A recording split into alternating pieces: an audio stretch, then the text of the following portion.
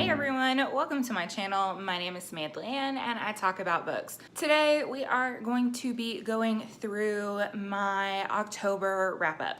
So I did this one a little bit differently than I usually do. I kind of picked various points during the month and kind of did a little bit more vlog style wrap ups as the month went on, as opposed to standing in front of the camera for 8 million years. So to tally everything up, this month I read a total of 15 books. 8 of them were physical copies. A couple of those, I think 2 or 3 of them, were a combination of reading the physical and the audio. 4 were solely in ebook format and 3 were solely audio. So a good bit of variety there. So that's all I have to say for right now. So let's just jump right into the books. Today is Friday, October 13th, and I have finished 6 books already this month. So I'm gonna go ahead and talk about those. 6 books, I meant 5 books. The first book that I read is We Are the Ants by Sean David Hutchinson. Y'all, I loved this book so much.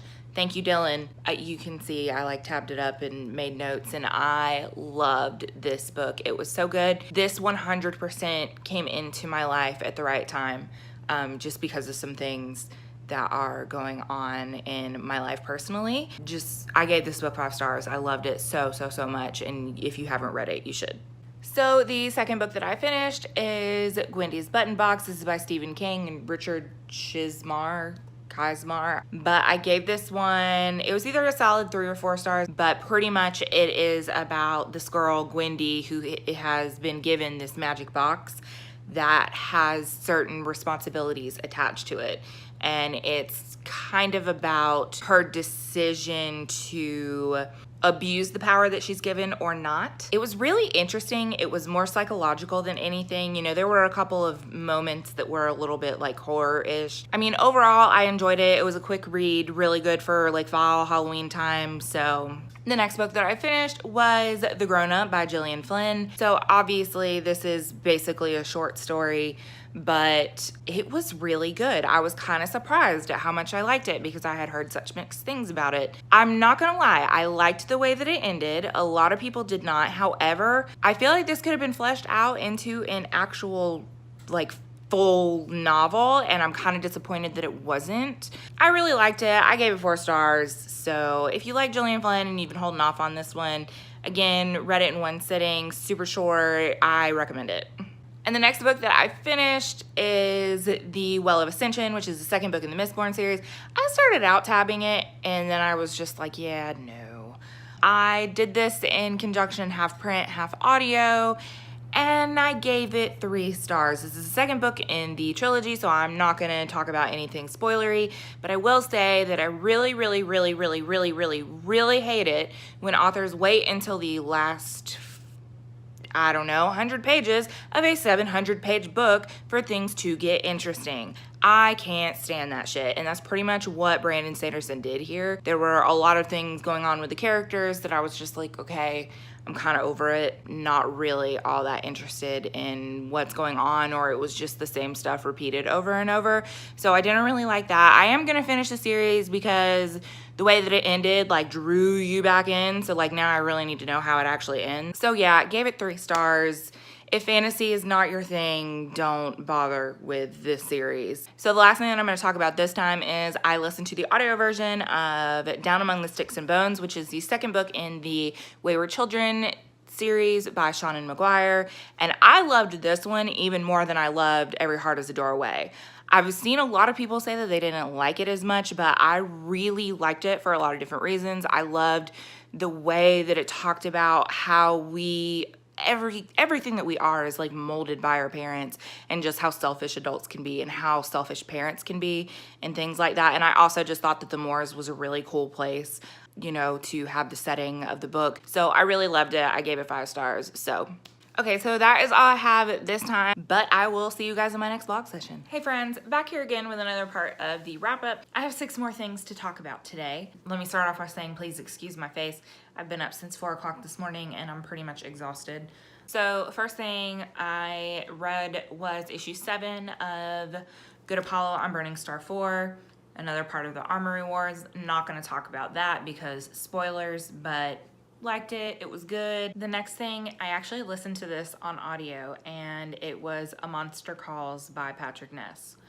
All right, so let me preface this by saying I don't usually like to read things that give me like heavy emotions like that, because I just don't like emotion. You know, everybody had told me like, oh, it's really sad, oh, you're gonna cry. And I'm like, okay, yeah, you know, I'll shed a tear, okay. No, oh my God, y'all, like this fucked me up so hard. I listened to half of it one day, and then I listened to the second half the next morning. So I'm like in the kitchen and I'm making breakfast and I'm sobbing. I am sobbing over this book. It was so good. If you haven't read it and you're considering doing the audio version is really excellent. The book itself I thought was really beautifully written. If you don't like crying, I wouldn't read this, just because, like I said, y'all, like sobbing. It was so bad. It was so, so bad. But the book was so good. I loved it. I've already recommended it to a couple of people, but I gave it 5 stars. I absolutely loved it. Next thing that I read, issue 4, Skin and Earth, Lights. Still really enjoying the series. Really like the art style. Really like all of that. Things that I've said before, so I won't talk about it again. Next book. Next thing I read was Kill Audio, which is a graphic novel by Claudio Sanchez. This one was fucking weird. I gave it 3 stars. It was okay. It was just really weird, and the art style was really weird. The one thing that I did really like about the art style, it was primarily done in black and white, and then there were pops of red, and so I did really like the way that was done. But anyway, so the next thing that I read was Sleeping Beauties, Stephen King and Owen King. It took me a little while to like really process this after I finished reading it. It's pretty hefty. I partially read this and partially listened to the audio, and I gave this 3.5 stars. And let me explain why. So first of all, that is a book that is intensely political in a lot of different ways. The opening dedication is actually to Sandra Bland. So I definitely knew that there were gonna be, you know, some politics and things like that within the text, which I was fine with. There's a lot of indirect references made to different things that have happened since our current political situation came to be. Very briefly, essentially what this book is about, women all over the world, they all of a sudden fall asleep and they go into these cocoons, and we don't know if they're gonna wake up again. So within the book, there's a lot of talk about how women are different from men and how men are so violent, that men are, you know, why the world is so violent. One of the things that they did very, very well, he writes these extremely disgusting, misogynistic characters, and you know people like this in real life, and that was one of the best things that they did in there. It was a book that didn't blame one gender or the other. I feel like at the core of it, it was talking about how, you know, really we all need to come together to make the world a better place, and that we all need to treat each other equally. So I felt like those things were done well.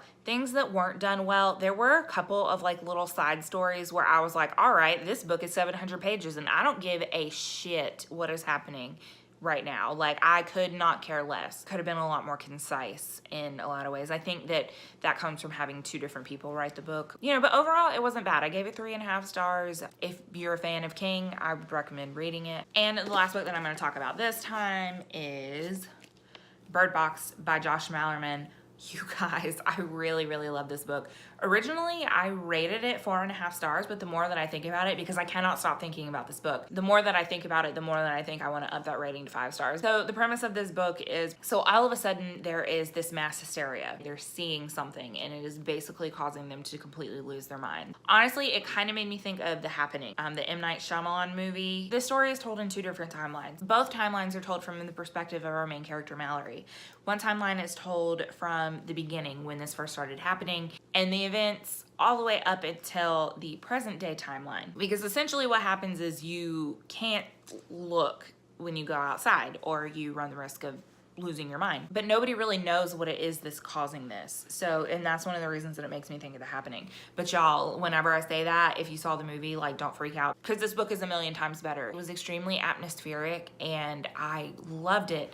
I read it in 2 sittings. That's how much I loved it. And it's not a really long book. It's like 250 pages. But the atmosphere and the suspense was really good. The way that it was written was also really good. It wasn't really flowery, but it wasn't like overly simplified. So, I mean, overall, I absolutely loved it. I loved everything about it, from the plot, the characters, the writing style. If you're into horror, if you're into thrillers, like, I would definitely recommend it. Okay, so that's all I have for you right now. So I will see you guys in the next section. Bye. Hello friends, I'm here to talk about the last 3 books that I've read for October. It is currently the 30th. Please excuse my rough appearance. I worked an overnight last night and I am dead. So books that I finished: Storm of Swords, George R. Martin. This is the 3rd book in the Song of Ice and Fire series. I really enjoyed this. There was a lot of stuff that happened during that book because Game of Thrones is such a huge thing in pop culture. I was spoiled for a lot of the big plot points that happened. However, there was one in particular I found myself cheering at this moment because it was like, it's about damn time. But there's a couple characters I'm really interested to see what happens to them in the next book. My goal with this series is to at least get caught up before the end of the year. I think that's totally doable because I just have 2 books left. Yeah, I gave that one 4 stars because I think 4 stars? 4 or 5 stars. I don't remember. I know that I really like this series. Next thing that I read on ebook format was The Call of the Wild by Jack London. This is just an effort to read more classics. That was one of my goals this year. Something was super short. But this book was interesting to me because it was written from the viewpoint of one of the sled dogs. I mean, it was just okay. I didn't super love it. I gave it like 3 stars. It's pretty standard. You know, it's not one of those that made like a super lasting impression on me. So if you're trying to read more classics, I mean, it's something that's super short that you can definitely read. So, you know, there's that. And the last book that I have was In the Woods by Tana Friend. It's the first in the Dublin Murder Squad. Listen to this on audio. I knew within the first hour that I absolutely hated the narrator, not the person that was narrating the book, you know, like the voice actor, not hating them, but the actual main character that's telling the story. I did not like the writing. I did not like the story. I did not like the relationship that the main character had with his partner. I thought that it was cliched in many different ways. I did not like this book. I made myself listen to the whole thing because it's what I do, but this one I gave 2 stars. I didn't like anything about it. I would never continue with the series. And it's funny because I know that this book got a lot of like critical acclaim and she won a lot of awards for it, but I just thought that it wasn't good at all. It wasn't like, it made me think that it was supposed to be like this thriller. There was nothing thrilling about it. I was bored. I didn't care about any of the characters. So I'm not going to tell you not to read it because, you know, you might like it. I just didn't. I'm really particular about like thrillers and like mystery type things though. Like everybody loved Girl on the Train and I just thought it was okay. There was a lot of high praise for All the Missing Girls too, and I didn't love that one either. But then, you know, there's a lot of people that think that Gillian Flynn is super overrated and I love her stuff, so I don't know. Okay, so that is all I have for this section. So I realized in going through everything that I talked about this month, I did forget one book, and it was actually the very first book that I finished for the month. And that was, I read the ebook, which it's actually a short story, or the short story Throttle by Stephen King and Joe Hill, which is pretty much about a motorcycle gang and some of the things that happen to them. And there's like a crazy trucker and a couple other things. I started that book before we left for Asheville in the end of September. And so just based on some of the things that happen, I'm like driving on the interstate and I'm surrounded by tractor trailers. So you can imagine that was an interesting experience after having read part of that short story. It was pretty good. I gave it 3 stars, no complaints. I love those 2 writing together. So anyway, that is the wrap up for the month. 15 books is pretty good, especially since I was so slumpy for a couple of months. I'm hoping to go ahead and continue that progress through the month of November. I do have a couple of different things on my plate for November, but I will talk about that in a different video. As always, thank you guys so much for watching. If you have read any of the books that I mentioned in this video, make sure you comment down below. Let me know what you thought of them. And as always, if you like this video, give it a thumbs up, click subscribe if you haven't already. Thank you guys so much for watching, and I will see y'all next time. Bye.